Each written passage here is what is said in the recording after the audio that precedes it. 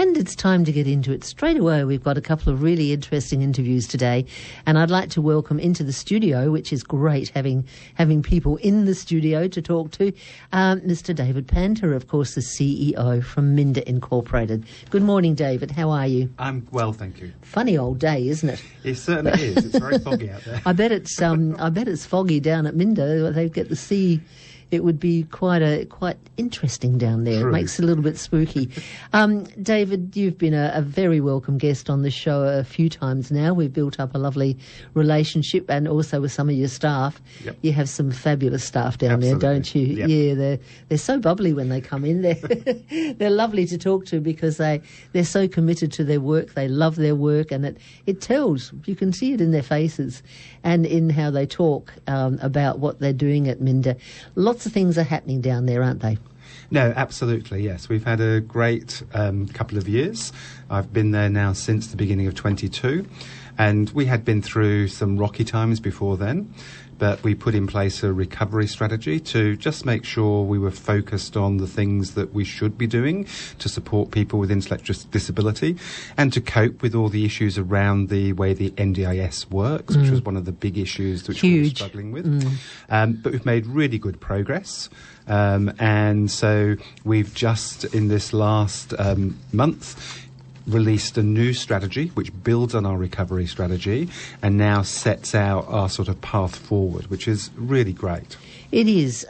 For those of us in our audience, and I can't imagine there's too many people, Minda Incorporated is a huge organisation. It's not, I think a lot of people think it's sort of like a health place just for people, but it's not. It's so much more, isn't it?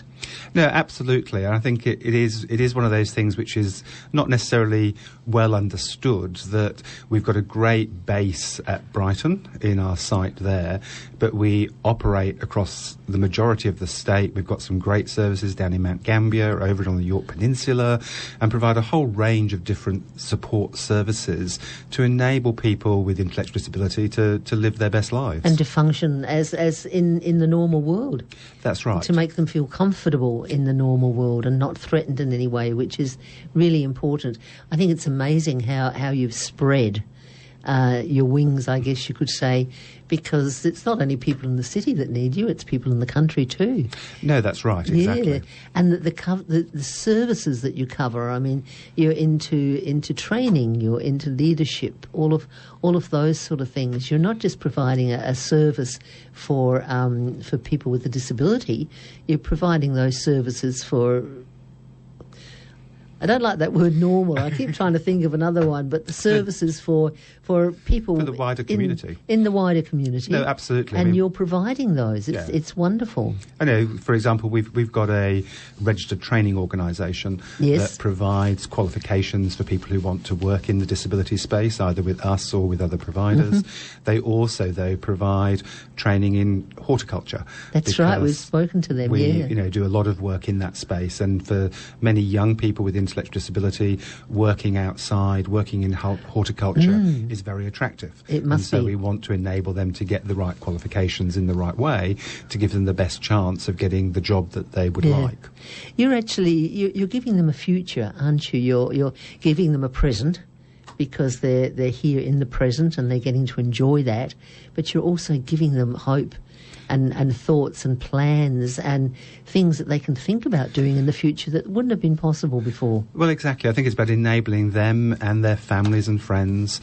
We work very closely with the families and the friends of people with intellectual disability, because we've all got a common interest to try and enable that person to have their best life. That's right. It is. I mean, it's an inclusive community. It's a lovely word, but your society wants everyone to have equal access, respect and opportunity to participate. Those three things are so important to someone who doesn't have them. No, that's right. And I think it's sometimes overlooked, but the best evidence we have from across the world about whether or not somebody with intellectual disability is having a good life is the number of friends that they have that aren't family and aren't paid workers. That's right. And the higher the number of friends, the more likely it is that they're having a good life. A good life. And that's no different to anybody. Anybody, no, but our job right. is to, how do we create the opportunity for friendship? Because most of us make our friends in the workplace or doing pastimes and hobbies, activities. And so it's how do we create that environment for the people we're supporting to have the potential to create friendships. It's a bit of a circle, isn't it? Yes. You know, you have to be in that life to make the friends, and if you can't do that, so they have to create that, which is a little bit harder for them. But they're all, the people who are in that situation, they're all so friendly. They want to be friends, and they make friends quite easily, I would imagine, because they're such outgoing people. Yeah, well, I mean, I think it's fair to say that just like the general population, there's a whole variety of individuals. Yes, I can imagine. And so we want to try and make sure that, in fact, one of the things we've developed in the last sort of 18 months or so, we now use a sort of a psychosocial assessment tool to try and help us understand what somebody's interests, their attitudes, their views are. Right. Because particularly if people are looking to share a house with other people, to be housemates, then you want to be able to share a house with people that you get on with. Of course. Or have the potential to get on with, and not just be slotted in somewhere because there's a space. And so we use that sort of assessment process a lot now to try and ensure, again, that we're creating that opportunity by putting like-minded people in similar situations. Yeah. Well, what happens, David, if something goes wrong and one person doesn't? I mean, they're like we are. We have temper tantrums and we don't get on, personality flaws. Do you give them the opportunity to move to a different accommodation or? Absolutely, because at the end of the day, within, quite rightly, people have choice and control over their own lives. And so if they're not happy with the support they're getting, they can choose to go to another provider. If they don't like the house that they're in, then there's a separation between their housing tenancy and their service provision. Okay. So we have people who are quite happy living in one of our houses, but have decided for a variety of reasons that their needs have changed and would like a different service provider to support them. Okay, that's possible. And likewise, many of the people we support around and about South Australia live in houses that are owned by other organisations. It's very complex, isn't it? It's not just a simple. And I think one of the lovely things about it, because I know a few families that do have children or adults now in that age, is the pressure that you as an organisation have taken off the families to ensure their children, even if they're grown up in their 20s, 30s, they previously had to do all of that. And now they know that Minda is doing it, looking after them, giving them a normal life, and the pressure is off elderly, ageing parents wondering what's going to happen. No, I think that's right. It's clearly very anxiety-making for families, thinking about what's going to happen to their family member. Definitely. As their lives change and as family members die and move on, etc. But equally, though, what we've found, and for the new strategy, we've done a lot of consumer research, working with people with intellectual disability and their families in focus groups. We had over 400 participate in a survey in order to gather their thoughts and ideas about what they were looking for into the future, and particularly for people who didn't currently use Minda. And what that demonstrated was that many younger people, so younger families, and I'm talking here about people with intellectual disability in their teens through to early 20s, were even more anxious in some ways because the world just felt even more confusing, the way in which the NDIS works, that they didn't know what their options were, they didn't know the choices or the possibilities.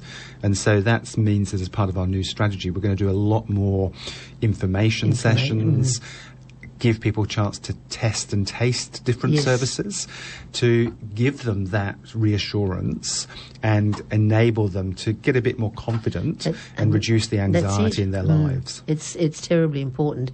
I'm speaking with David Panter, who is the remarkable CEO of the Minda Incorporated. David, a lot of exciting things happening, and of course you must be excited because Christmas is coming. I dread to say it. I'm not one of these people that count the sleeps, but where the year is going, and you've got a huge Christmas event coming up, haven't you? No, that's right. Well, we've got getting to that season where we've got two big events. We've got the one of the great engagement issues for Minda is actually the City to Bay.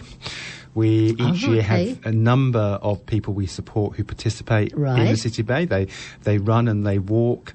They do the 12K, the 6K, the 3K. Good for them, gosh. I'll be doing the 12K, running with a number of the people that we support.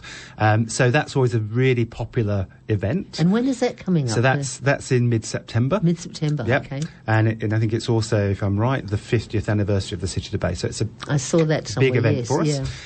And then that's the build-up to the big Christmas carols, the Christmas market, which is all happening on the 7th of December.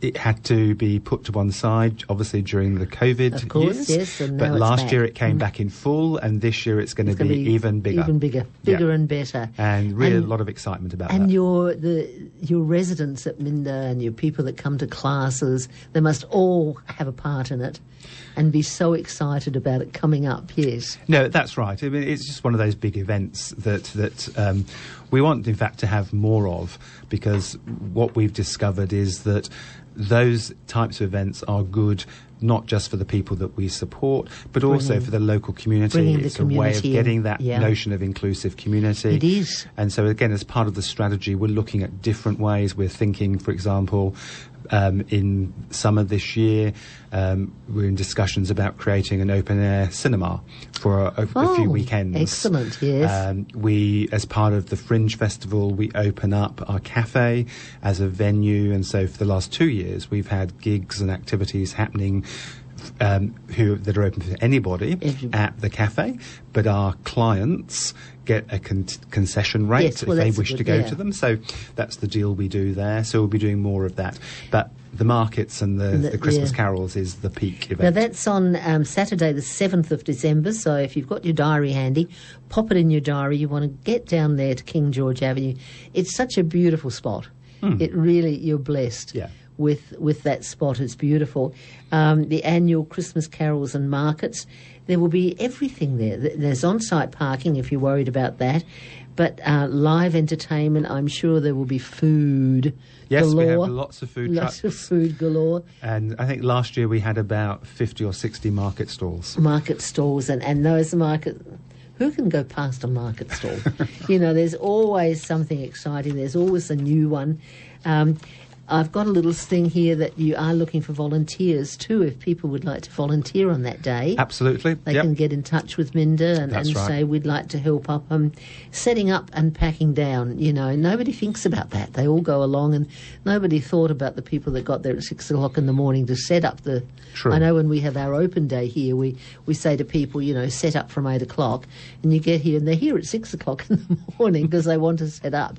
So people have to do that. Yep. And then when everyone's gone home at 4 o'clock, people have to take it down. Absolutely. And that's where you need some volunteers. So if you've got some hours spare on that date, why not give Minda a call and get involved, because it's such a wonderful thing. Now, the other things that I just wanted to touch on quickly were bringing the community into your facilities, your cafes, and your wonderful aquatic centre. It's beautiful facilities that you've got, and it's wonderful that they are open to the public. I had a thing here that you can play canasta at the cafe. That's really fun, isn't it? Oh yes, no, we have a lot of activities in the cafe. So from canasta, we've got a very active group that do knitting and crocheting. There's a whole range of activities that happen on a daily basis in the cafe. It's quite a large space, so it's good quality coffee and food. Nice food, but it's also a venue for socialising. A lot of community groups come in and use that during the day. not related to intellectual disability. It's just open for everybody to use. With the Aquatic Centre, we're just going through a fairly significant upgrade because it was getting a bit tired as a building, and so there's building work going on at the moment, but that will be finished by the time we get to the market in a couple of months' time. And again, the Aquatic Centre is used by children for swimming lessons. Amazing. It's used by older people who are looking for aqua aerobics and water therapy type services. It's so popular. Brenton goes to aqua aerobics once a week, comes home and complains about the hard routines, but he still goes. He loves it. It's a very popular, and it's such an easy way of exercising, especially for us older people. Absolutely. And a very safe way of exercising. Very safe way. And it's great that beautiful facility is there, not just for your own use, but to let the community come in and use it. Yes. And the other general facility that we're just in the process of creating, and again we've got some great local volunteers who are helping, is we're setting up a community garden, which will be run like any sort of traditional community garden. People will be able to have their own little plot within that community garden. That's lovely. A number of the people holding the plots are people with intellectual disability who live in the Brighton site, but also people in the neighbouring streets are opting to have a plot because they've not got the right space in their apartment. Or nowadays, no. Exactly. So again, and I think I've been really pleased that a whole group of people from the local community have come together as volunteers just to help set that up, because it is a community-led initiative. It is, and people love getting their hands dirty, and the fact that they grow their own vegetables and then they can cook them or they can swap them, they can barter.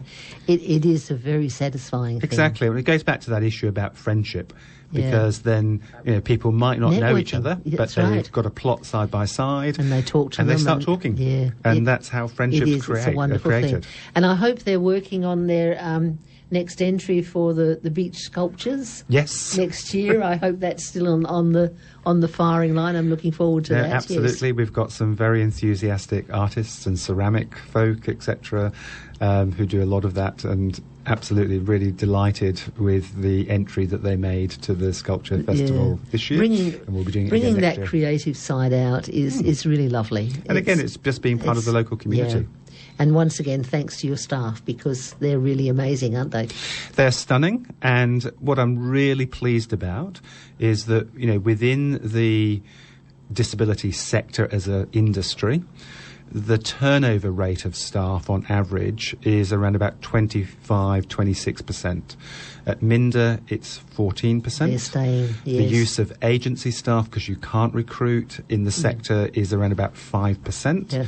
We're at 0.5%. And that, to me, is a good indicator. Wonderful indicator. Of our staff. And that once they do come and work for us, they enjoy working for us, they like the work, and they stay with us. It's also an indicator of good choice to start with. If you're picking the right people to start with, they will stay. David, and it's critical, because at the end of the day, that consistency of staff is what delivers the best support to the person with intellectual disability. And it keeps them, they're comfortable. Absolutely. They know their mentors. They know the people who are supporting them, and that, again, is really important. Wonderful. David, it's been lovely talking to you. I could talk to you for ages. I really am vitally interested in Minda and what it's doing. I think it's an amazing organisation, because so much guff, I guess you could say, in social media and everything about NDIS, that people start to wonder, is it being run properly? Is it doing, whether it is or not, you are doing your part properly, and that's the main thing. And I think that's wonderful. No, absolutely. We're very clear. We're here for people with intellectual disability. We'll do whatever it takes. Thank you very much. Look forward to talking to you again in the future, because you've always got something interesting to say. I've been talking to David Panter, the CEO of Minda Incorporated down there at Brighton. Wonderful organisation in South Australia. Thank you so much for your time. I really appreciate it. A pleasure. No, it's a pleasure.